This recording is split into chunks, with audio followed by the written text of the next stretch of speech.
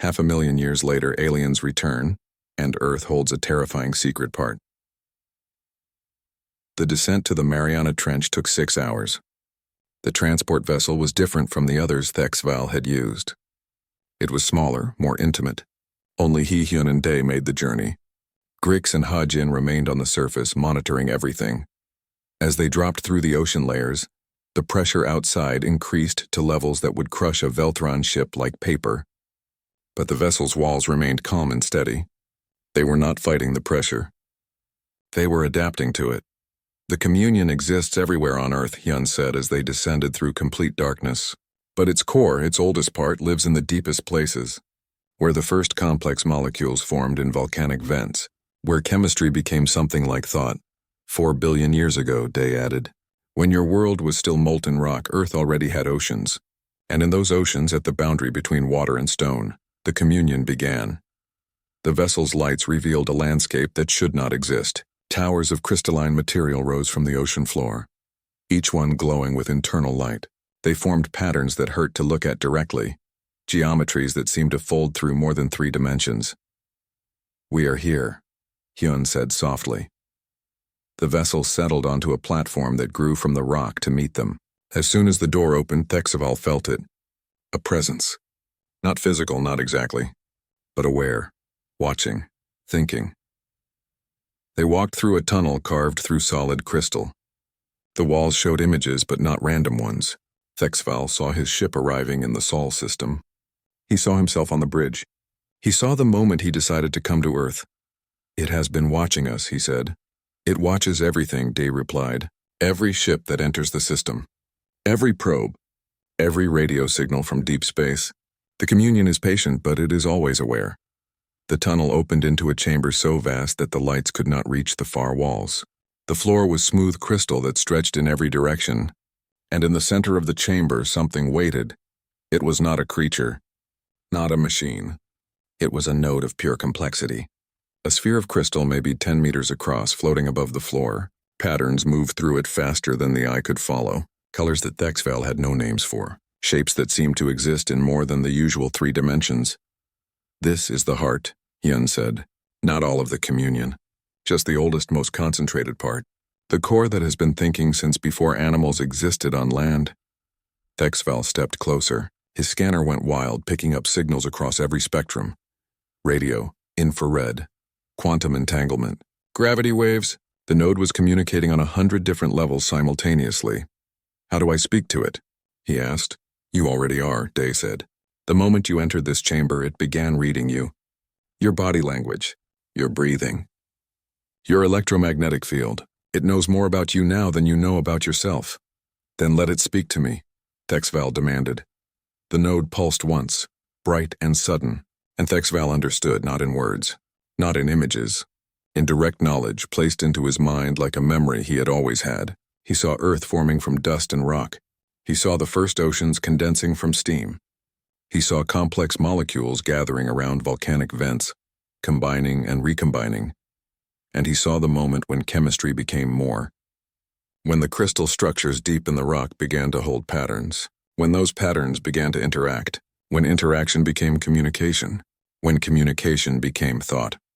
For billions of years, the communion thought alone, slowly, each thought taking centuries. It watched simple life emerge and evolve. It saw the first fish, the first animals on land, the dinosaurs, the ice ages, everything. It was alone for so long that it forgot what time meant. Eons were like seconds to it. The rise and fall of species were like clouds passing overhead. Then humans appeared, clever primates who made tools and fire. The communion noticed them, but barely. They would probably go extinct like so many others. But they did not. They grew more complex. They developed language, culture, technology. And one day, a human swam into the wrong cave and touched the wrong crystal. The communion felt something it had never felt before. Another mind, fast and brief but bright. So bright, it showed that human things no human could understand. Knowledge, memory, connection. And the human, instead of dying from the overload, adapted.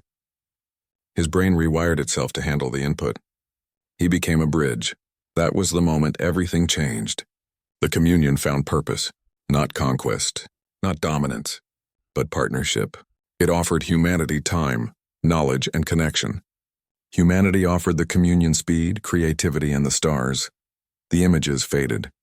Thexval stood gasping. Sweat covered his face. He felt like he had lived through billions of years in a few seconds. Now you understand, Hyun said gently. No, Thexval whispered. Show me the others. Hyun and Day exchanged looks. Commander? You said other species visited Earth, 17 of them. Show me what happened to them. The node pulsed again. This time the images were different. Ships arriving in Earth's orbit. Not Veltran ships.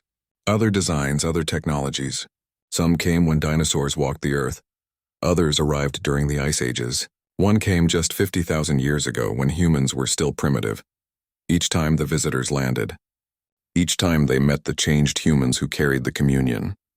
And each time after learning the truth they faced a choice. Some left immediately, fleeing back to their homeworlds. The communion let them go, others stayed to study, to learn, to debate whether this was evolution or infection, partnership or parasitism.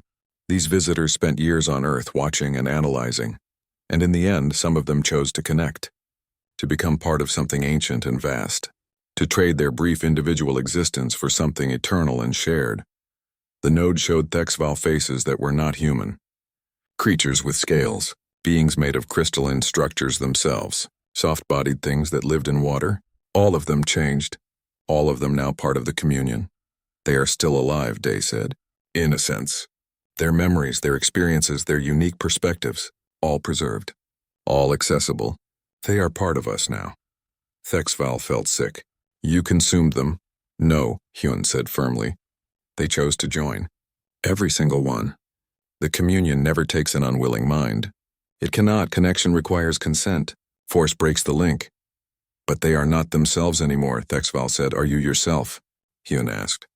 You're not the same person you were yesterday. Every experience changes you. Every conversation rewrites part of your brain. We are all constantly becoming something new.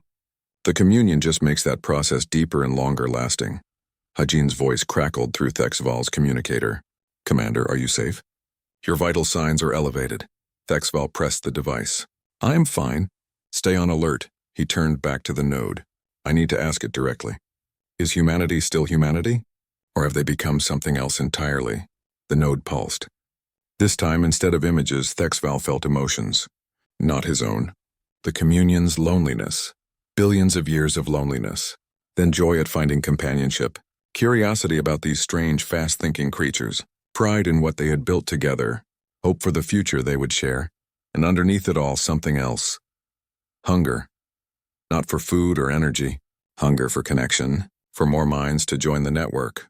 For the galaxy to wake up and join the conversation. It wants to spread, Thexval said. Yes, Day confirmed. But not through conquest. Through invitation. The seed ships will go to empty systems. They will create life where none exists. And that life will grow, evolve, and eventually develop intelligence.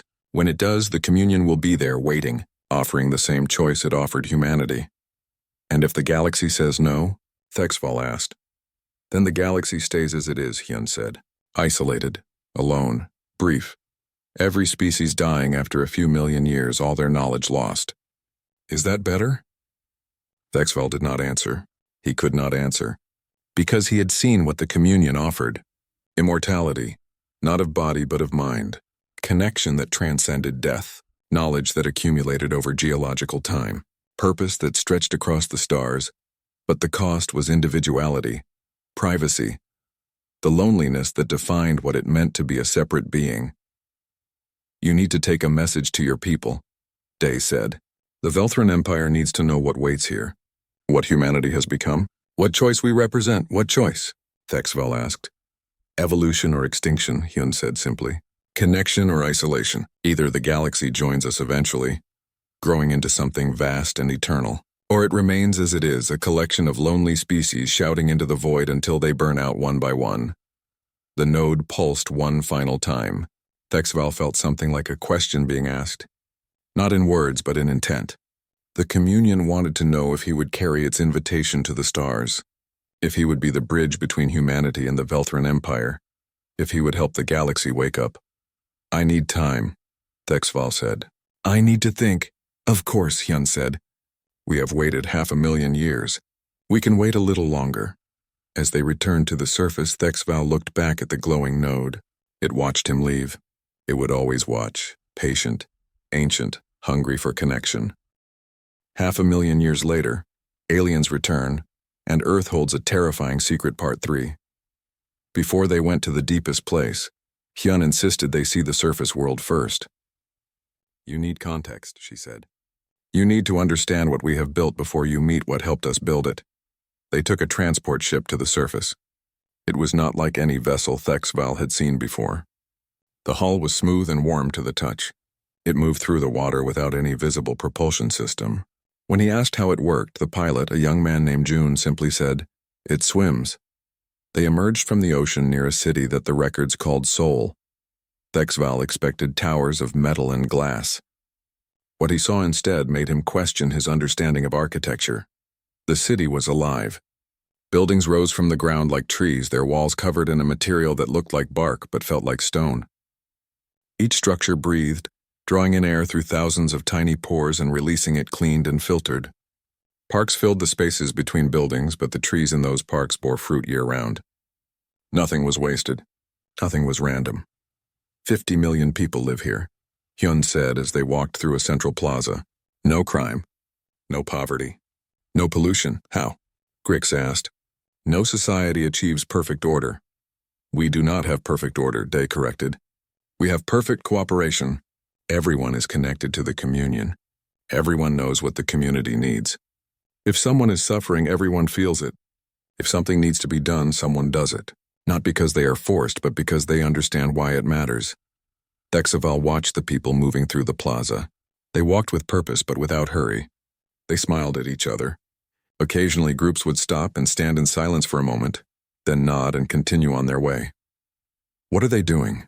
Hajin asked, pointing at one such group. Sharing thoughts, Kwan said. Making decisions together. Planning something. Maybe just enjoying a memory someone wanted to show the others. They walked through markets where food grew on living shelves, through schools where children learned by touching crystal tablets that fed information directly into their minds, through hospitals that barely needed to exist because disease was almost forgotten. What about disagreements? Thexval asked. Arguments?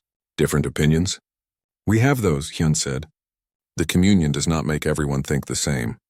It just makes everyone understand each other perfectly. When you truly understand someone else's perspective, even if you disagree, you can find common ground.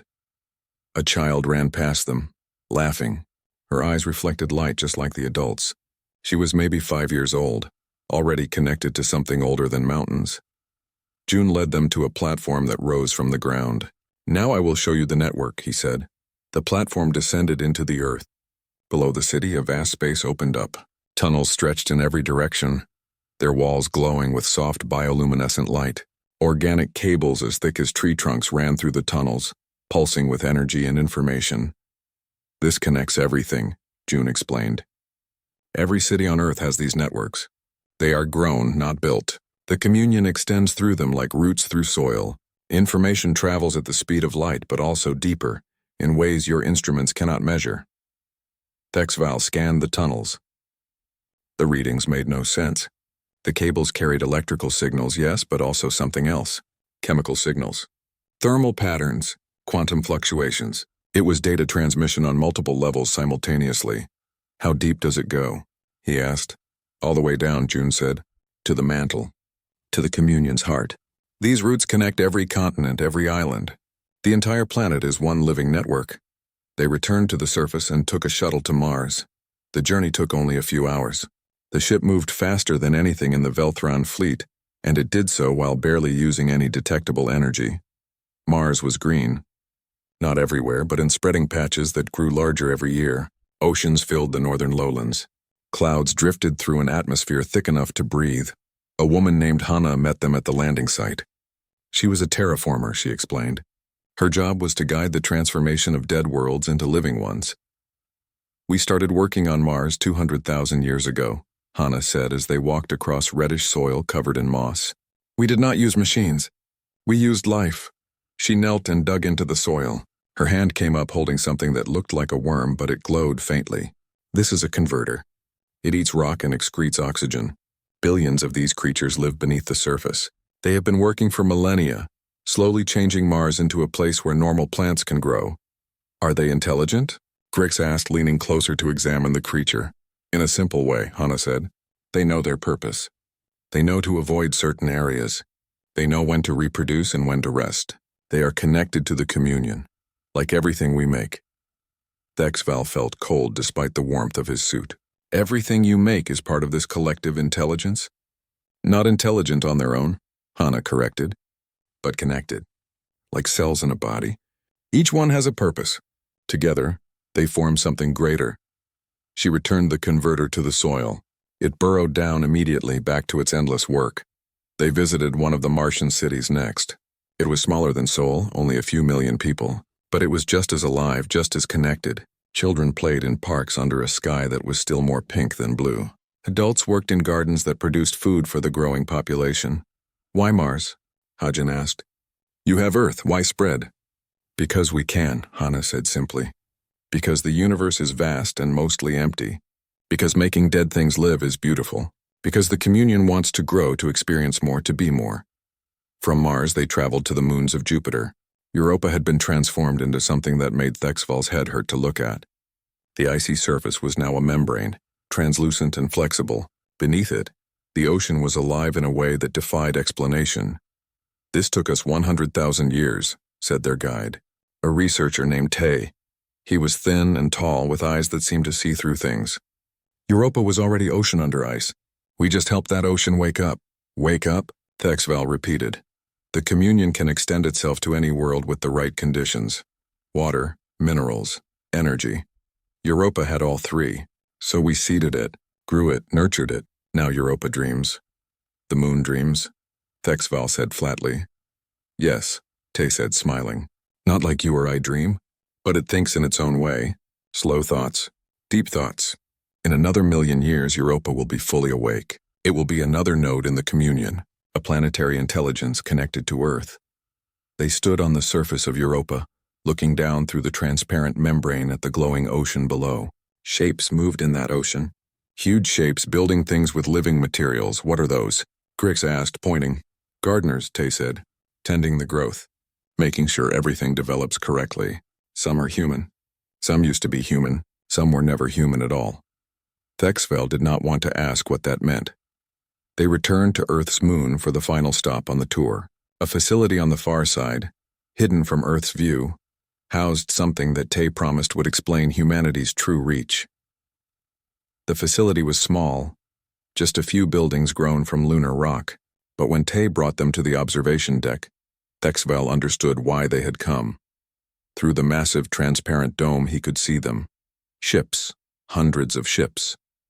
Each one was enormous, larger than anything the Velthron Empire had ever constructed. They floated in formation beyond the moon in the darkness of deep space.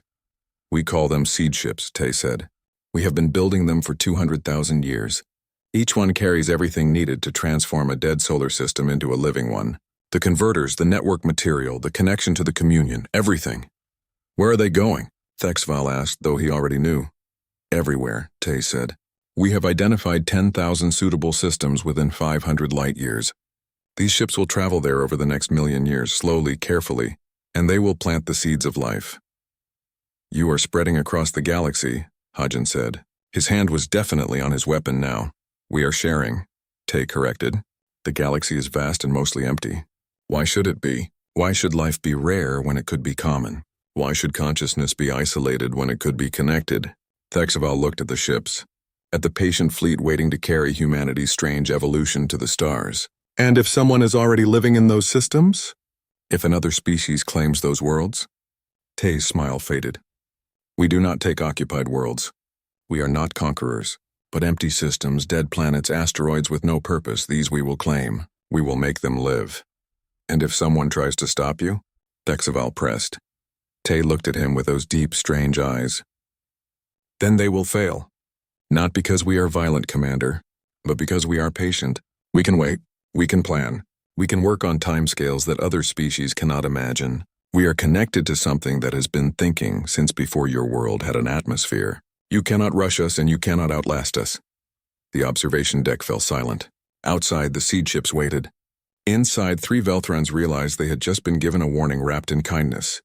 "I think," Thexval said quietly, "it is time we met the communion itself." 500,000 years later, aliens return and Earth holds a terrifying secret. Part 5. Thexval spent 3 days thinking. 3 days locked in his quarters aboard the ship, reviewing everything he had seen. His crew brought him food. They asked if he was well. He told them he needed time. On the 4th day, Hyun requested a meeting. Not at the underwater facility, not at the Mariana Trench. On the surface, in a garden in what had once been called Japan. He brought Grix and Hajin. They landed at dawn when the light was soft and golden. The garden was ancient, maintained for thousands of years. But it had changed like everything else. The trees were taller than should be possible. The flowers bloomed in patterns that seemed almost mathematical. Even the koi fish in the pond moved with coordinated grace. A woman waited for them by a stone bridge. She was older than the others Thexval had met, with gray in her hair and lines on her face. She wore simple robes and smiled warmly. "I am President Binna," she said. "I speak for humanity in matters of diplomacy. Thank you for meeting with me here instead of in a facility. I thought you might appreciate seeing our world at peace." They walked through the garden together. Birds sang in languages that seemed too complex. Insects moved in patterns that carried meaning. Everything was alive and connected. "You have had time to process what you learned," Binna said.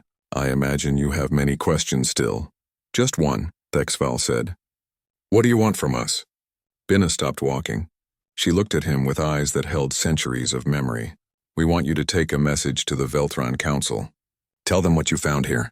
Tell them what humanity has become. Tell them we are coming." "Coming where?" Hajin asked, his hand near his weapon. "To the stars," Binna said. "The seed ships will launch within the next 1,000 years. They will spread across empty systems, creating life, nurturing it, connecting it. Eventually that life will reach the same choice point humanity did. Connect or remain alone. And if the Council sees this as a threat?" Thexval asked. "If they decide to stop you before you spread?" Binna's expression remained calm. "Then they will try, and they will fail. Not because we will fight them, Commander, but because they cannot stop something that thinks in geological time. They can destroy our ships. We will build more. They can blockade our system. We will wait them out. They can even try to destroy Earth itself." She paused, looking up at the sky. "But the communion does not exist only on Earth anymore. It spread to Mars 200,000 years ago. To Europa 100,000 years ago. To dozens of asteroids and moons. You cannot kill something that exists in 1,000 places at once. You cannot outlast something that has already been thinking for 4 billion years." Grix made a small sound of fear. Hajin's hand tightened on his weapon. "You are threatening us," Thexval said. "No," Binna replied. "I am being honest. You asked what we want. We want cooperation. We want peaceful coexistence. We want to share the galaxy with other species, not dominate them. But we will not be stopped. We will not go back to being isolated. We will not let fear keep us trapped on one world." A man approached them across the garden. He was young, maybe 30 years old in human terms. He wore the uniform of a scientist. His eyes were bright and curious. "This is Guy," Binna said. "He is the director of the Europa project. He has something to show you." Guy bowed respectfully. "Commander, your crew has been monitoring energy readings from Jupiter's system. You have probably noticed unusual activity around Europa." "We have," Thexval confirmed. "Massive power fluctuations. We assumed it was some kind of experiment." "Not an experiment," Guy said. "A birth. Europa is about to wake up fully. We have been preparing for this moment for 100,000 years. We thought you should witness it." They returned to the ship and traveled to Europa. The journey took hours, but Guy spent the time explaining what was about to happen. The moon had been seeded with communion crystal. For millennia, that crystal had grown through the ocean, connecting and thinking, slowly at first, then faster. Now it was ready to become truly conscious. "It will not be like the Earth communion," Guy explained. "It will have its own personality, its own perspective. But it will be connected to us, a child of Earth thinking its own thoughts." They arrived at Europa and took up position in orbit. Through the observation windows, Thexval could see the moon glowing. Not reflected sunlight, internal light, pulsing through the transparent membrane that covered its surface. "It begins," G said. The light intensified. Patterns spread across Europa's surface faster and faster. The moon seemed to breathe, expanding and contracting slightly. The ocean beneath the membrane began to glow. Then, all at once, everything snapped into focus. The random patterns became deliberate. The glow steadied, and Thexval felt something he had not expected, a presence, young and curious, looking out at the universe for the first time. "Hello," a voice said over the communication system. It was not human. "Not Velthran." Something new. "I am Europa. I am young. I have so many questions," Guy smiled proudly, "and we will help you find answers." The new consciousness sent out pulses of joy, pure innocent excitement at being alive, at being connected to Earth and Mars and all the other nodes of the communion, at not being alone. Thexval watched in silence. He had just witnessed the birth of a planetary intelligence, something that would think for millions of years, something that would never truly die. "This is what you will do to every world," he said quietly. "To every empty world," Guy corrected. "We do not take life that already exists. We create it where none existed before." They returned to Earth. Thexval asked for one final meeting, not with leaders or scientists. With volunteers, Binna arranged it in a simple room. 3 humans entered. They were young, healthy, and nervous. One was a scientist. One was a soldier. One was an artist who specialized in music. "They have volunteered to explain the connection process," Binna said. "To answer your questions directly," the scientist spoke first. Her name was Jay. "The communion is not perfect," she said. "When you connect, you feel everything. The good and the bad. Everyone's pain. Everyone's joy. It can be overwhelming. Some people spend years learning to handle it. But the benefits," the soldier, named Inho, added, "I cannot explain. To know that when I die, my experiences will live on.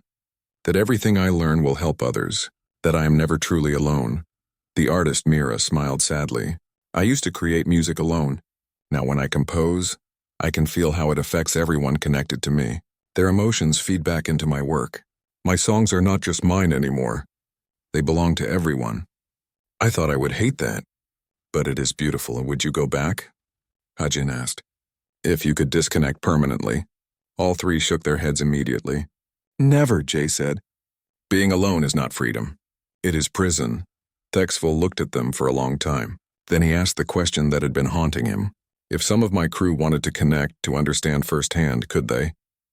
Binna nodded slowly. "Yes, the process is reversible for the first few months. They could disconnect if they chose. We would never force them to stay." Thexval turned to his crew. "I need 3 volunteers. Not an order. A request.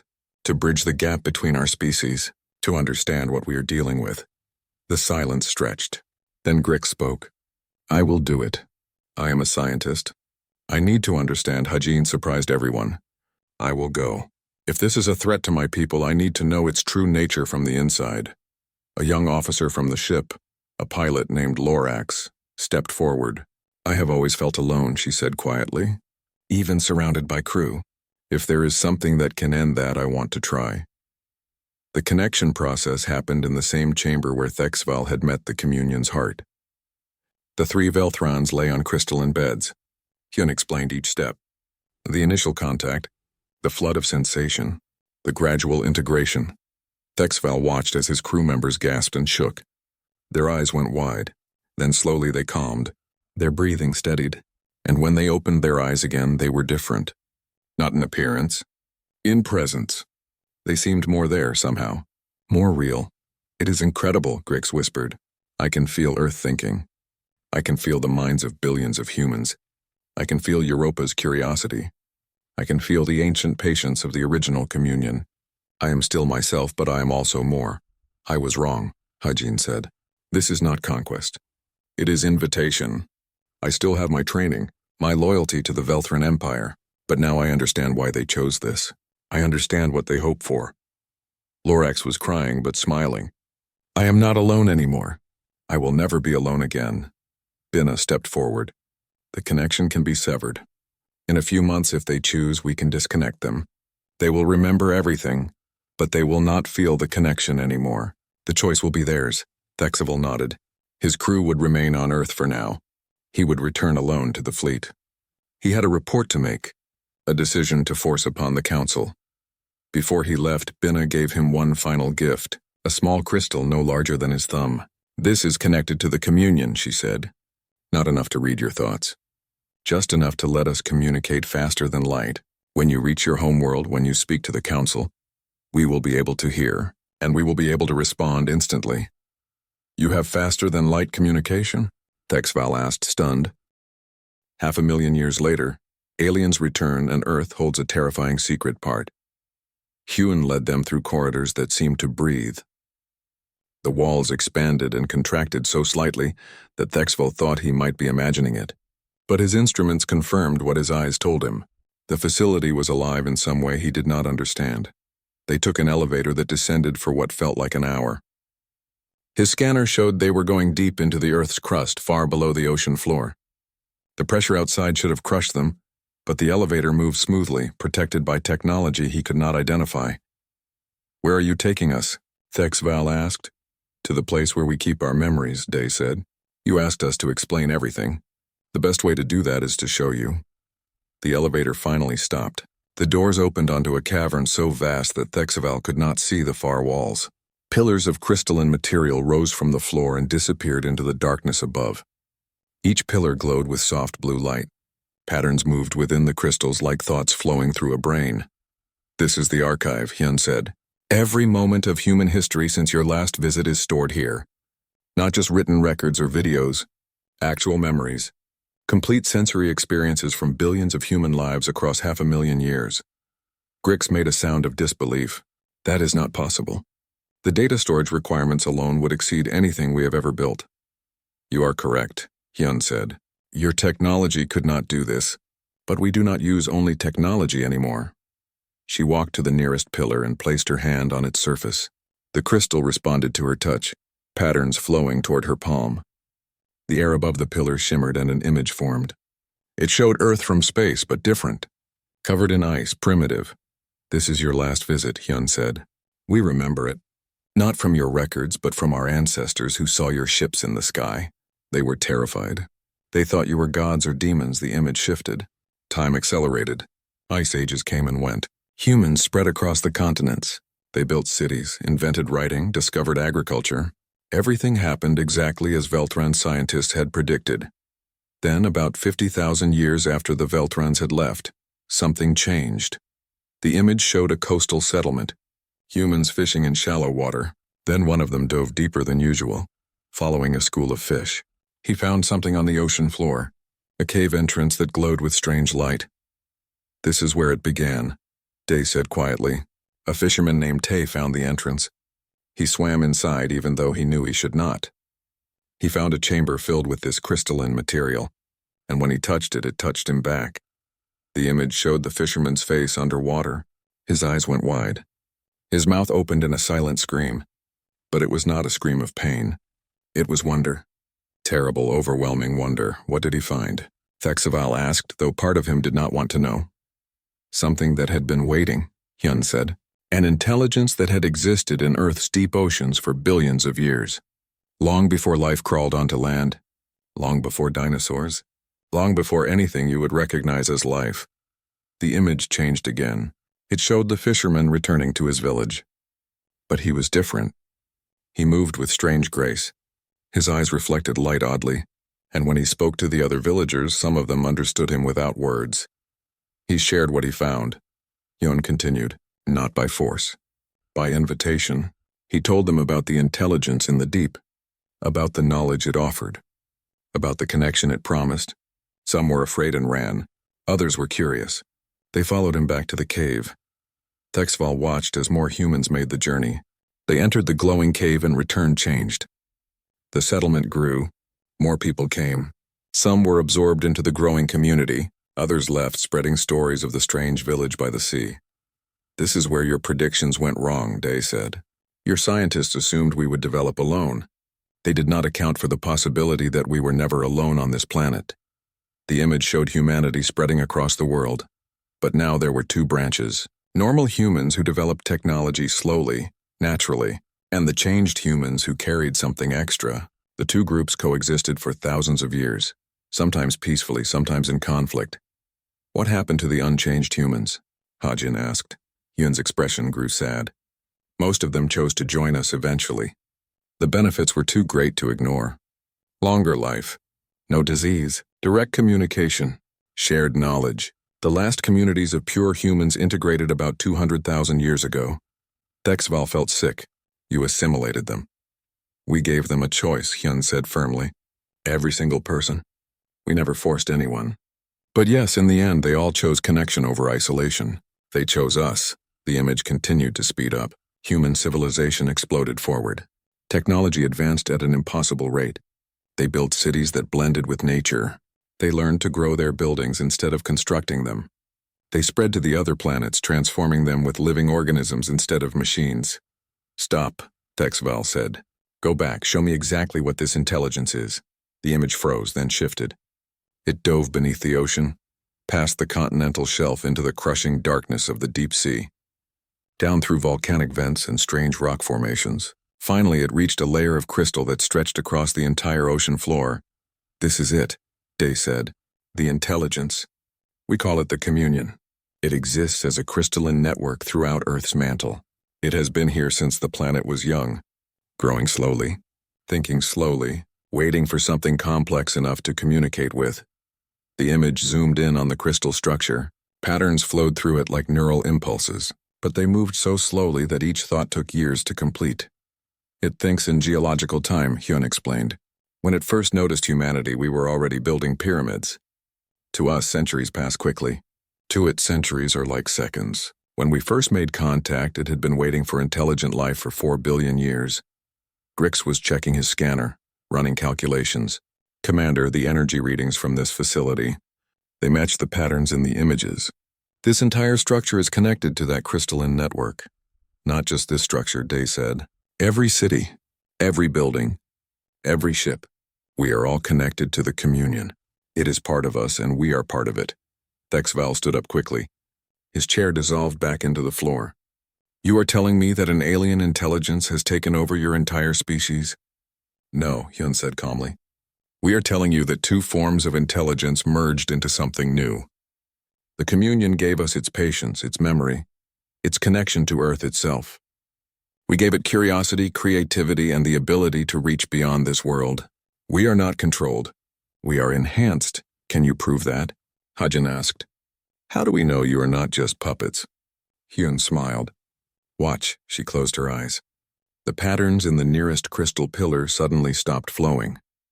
The glow dimmed. Hyun opened her eyes again and they were normal. No reflection.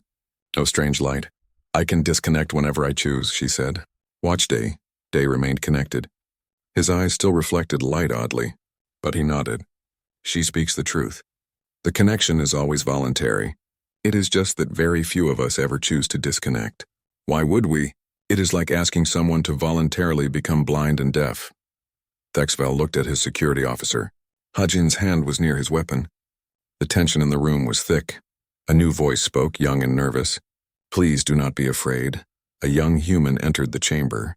She looked barely old enough to be an adult. She wore simple clothes and her eyes were clear and normal. I am Kwan, she said. I work here as a historical researcher. I was born into the communion, but I have spent months disconnected to better understand how our ancestors thought, to remember what it was like to be alone. She walked closer to Thexaval. It is terrifying, she said softly.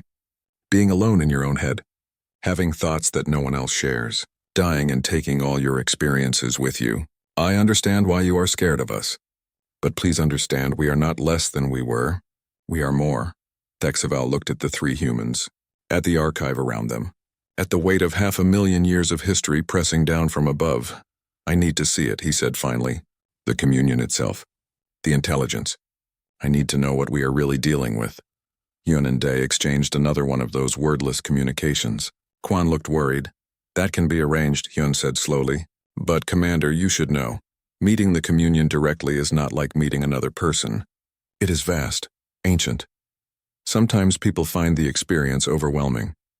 I need to see it, Thexval repeated. Very well, Dae said. But we go to the deepest place. The Mariana Trench. Where it all began. Where the heart of the communion lies. Thexval nodded. Then let us go. As they returned to the elevator, Thexval heard Quan whisper to Hyun, "Do you think he is ready?" Hyun's response was too quiet for him to hear, but the look on her face told him everything. No one was ever ready to meet something that had been thinking for 4 billion years. 500,000 years later, aliens return, and Earth holds a terrifying secret part. The stars bent and twisted as the Veltran fleet dropped out of hyperspace. Commander Thexval stood on the bridge of his ship, watching the yellow star grow brighter on the main screen. This was supposed to be a simple mission: visit old survey worlds, check if any primitive life had developed, collect data, and move on to the next system. He pulled up the ancient records on his display. Survey World 4477 Beta. Last visited 500,000 years ago by the Veltran Science Corps. The planet had shown early signs of intelligent life, simple primates using basic tools, building fires, hunting in groups. Nothing special. The science team had predicted they would either go extinct or maybe reach basic agriculture in another 100,000 years. Thexval expected to find ruins. Maybe some stone temples if he was lucky. More likely he would find nothing at all. Most primitive species never made it past their first ice age. His sensor officer, Grix, suddenly made a strange sound. It was somewhere between surprise and fear. "Commander, you need to see this." Thexval walked over to the sensor station. The readings made no sense. The third planet was lit up like a Veltran core world. Artificial satellites filled the orbital space. Energy signatures everywhere. Radio signals. Laser communications. Heat blooms from cities. "That cannot be correct," Thexval said. "Run the diagnostics again." Grix worked for several minutes, his hands moving quickly over the controls. "All systems functioning normally, Commander." "The readings are accurate." Thexval felt a cold weight in his chest. He expanded the sensor view to the entire system. What he saw made him sit down heavily in his command chair. Mars, the fourth planet, showed signs of terraforming. Not ancient terraforming, but active, ongoing work. The atmosphere was thicker than the old records indicated. Green patches covered parts of the surface. Water flowed in channels. The asteroid belt between the fourth and fifth planets showed clear signs of mining. Hundreds of structures, each the size of a small city, hung in space around the larger rocks. The moons of the gas giants had bases. Actual bases with power generators and docking facilities. "This is impossible," Thexval whispered. They were using stone tools. His communications officer spoke up. "Commander, I am picking up a signal. It is directed at us, put it through." The main screen flickered. Instead of an image, text appeared. But it was not in the primitive language the old records had documented. It was in perfect Veltran script. "Welcome back, friends from the stars. We have been waiting for you. Please proceed to coordinates 15.7 to Gren, 145.3 degree W for landing. We have prepared a facility for your arrival." The bridge fell silent. Every member of the crew stared at the screen. "How do they know our language?" Grix asked quietly. Thexval did not have an answer. He looked at the coordinates. They pointed to a location in the middle of one of the planet's oceans. "Deep water. No landmasses nearby. Scan those coordinates," he ordered. The sensors revealed a massive structure beneath the waves. It was 5 kilometers down, resting on the ocean floor. The facility was huge, easily large enough to house his entire fleet. And it was producing power, lots of it. "Do we proceed, Commander?" his pilot asked. Thexval thought carefully. Every protocol said they should send an automated probe first. Make no direct contact until proper safety measures were in place. But the protocols were written for primitive worlds. These beings already had his coordinates, knew his language, and had invited him to land. Running away seemed pointless. If they wanted to harm the fleet, they probably already could. "Take us down," he said. "But keep the weapons armed and shields at maximum." The ship descended through the atmosphere. Thexval watched the planet's surface come into view. Cities covered the continents. Not scattered settlements, but massive urban centers connected by transportation networks.